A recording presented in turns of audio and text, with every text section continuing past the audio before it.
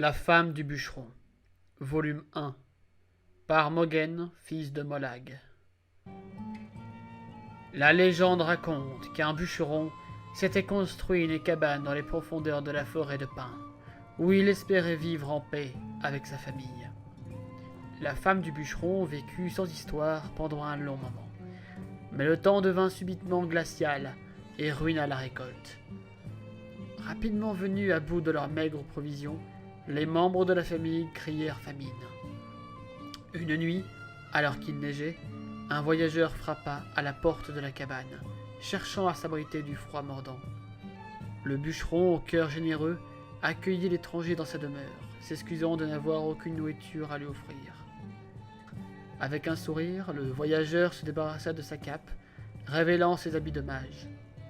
Alors que le bûcheron et toute sa famille le dévisageaient, le mystérieux individu prit sa sacoche et en retira un parchemin fermé d'un ruban d'argent.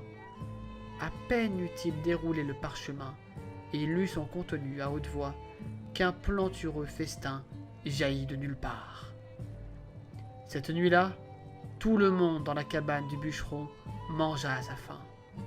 Jour après jour, la neige continuait de s'accumuler et tous les soirs, le mage utilisait un autre parchemin de son sac et en lisait le contenu, faisant apparaître chaque fois un nouveau festin. Mais le 5e soir, la femme du bûcheron réveilla son mari pour lui faire part de sa méfiance vis-à-vis du magicien.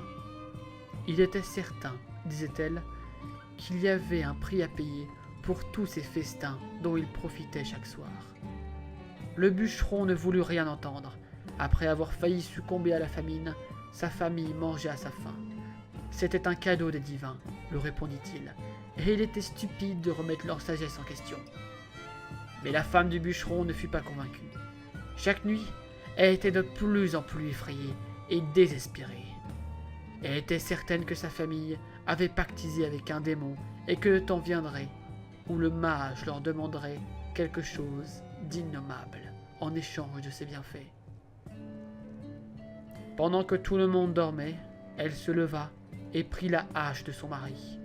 Elle se glissa jusqu'à la chambre du voyageur et d'un seul coup, lui trancha la tête. Soudain, la tête coupée du magicien se réveilla.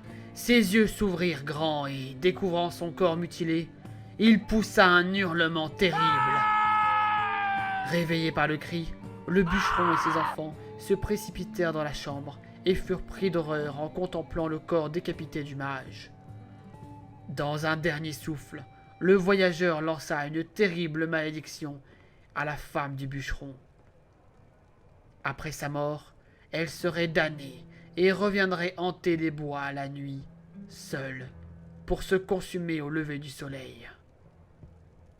Jusqu'à ce jour, ceux qui traversent la forêt de pins la nuit, ou tardivement, racontent parfois qu'ils ont aperçu à travers les arbres une vision de cauchemar. Une femme en pleurs portant une hache ensanglantée.